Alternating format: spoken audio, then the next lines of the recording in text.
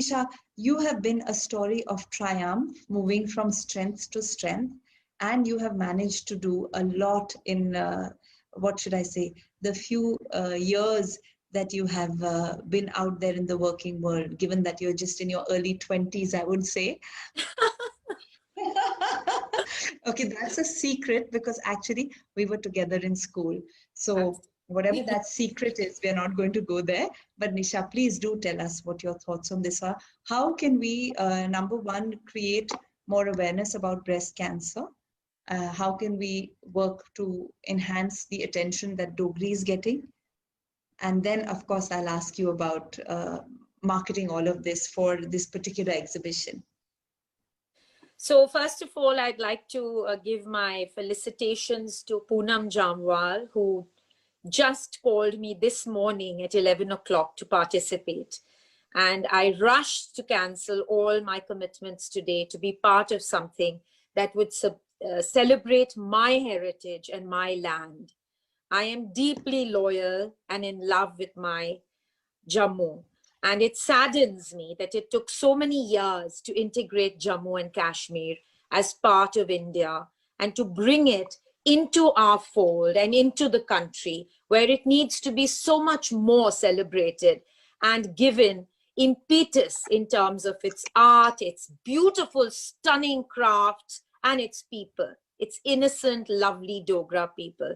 I myself am a Dogra Rajput, and I belong to the great legendary General General Jamwal's family, Jagdish Singh Jamwal, famous in India for his work with Operation Blue Star.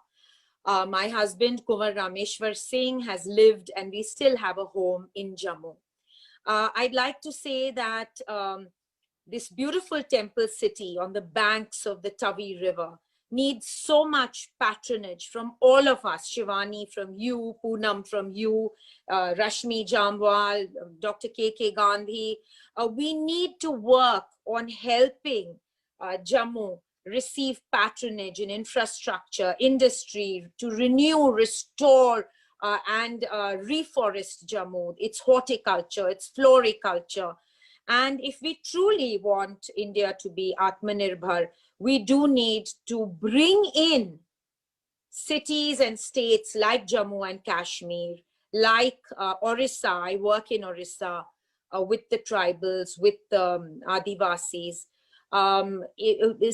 Cities which are smaller, little townships, two-tier cities. If we truly want to be an integrated country, we need to give impetus to the indigenous crafts. Jammu itself, I don't know, Shivani, if you enjoy crewel, but I'm passionately in love with crewel embroidery from our beloved Jammu and Kashmir.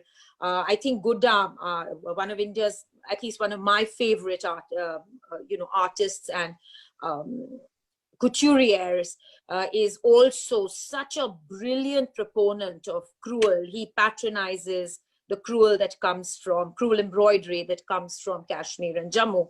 And of course, the Gotapati. I've inherited my mother's Gotapati Dogra wedding outfit, the wooden walnut crafts from Jammu Kashmir, and of course, the Pashmina, which the world celebrates. So why, as Indians, do we want to wear furs, and which are, of course, very politically incorrect also? So why don't we patronize our Jammu shawls, our embroideries, our weaves, our rugs? Before You're making me wish right now that I wasn't in this sari, but in my Dogri poshak.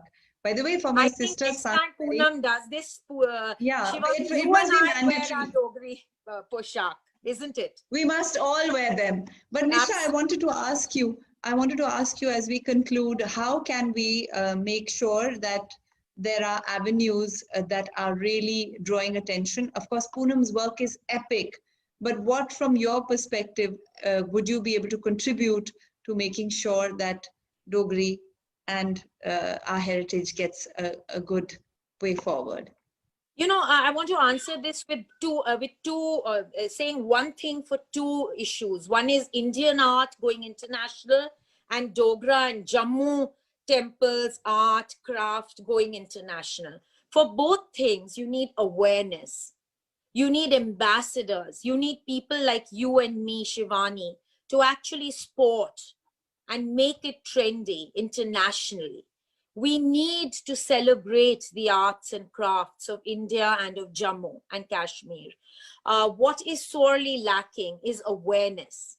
You know, instead of celebrating couturiers from the West, we need to abandon and divorce our colonial leftover Caucasian awe, and we need to celebrate India internationally. Don't you believe that it's time now for Indian brands to become international rather than eulogizing the Gucci's and Pradas and, you know, creating status symbols of them? I think the status symbols of our age and of the next gen should be, like you said, Dogra Poshak, Pashmina, artists like Mr. Gandhi and various artists from little places in India, not only the big cities, like I said earlier.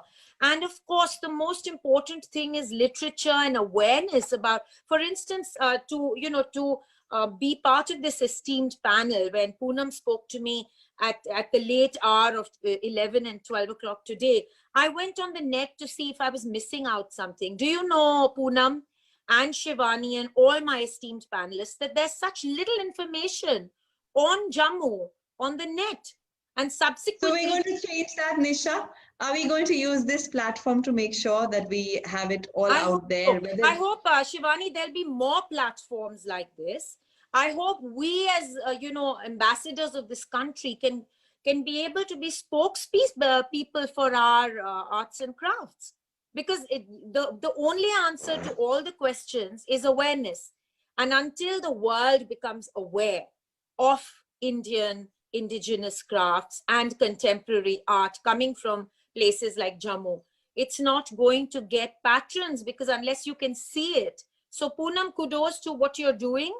And Shivani, to you for being here and, weaving it all together so beautifully. I thank you for doing this, Poonam. I thank you from the hearts of every Jammu and Kashmir citizen. And from, today, like Shivani said, during the COVID times, there's a metamorphosis.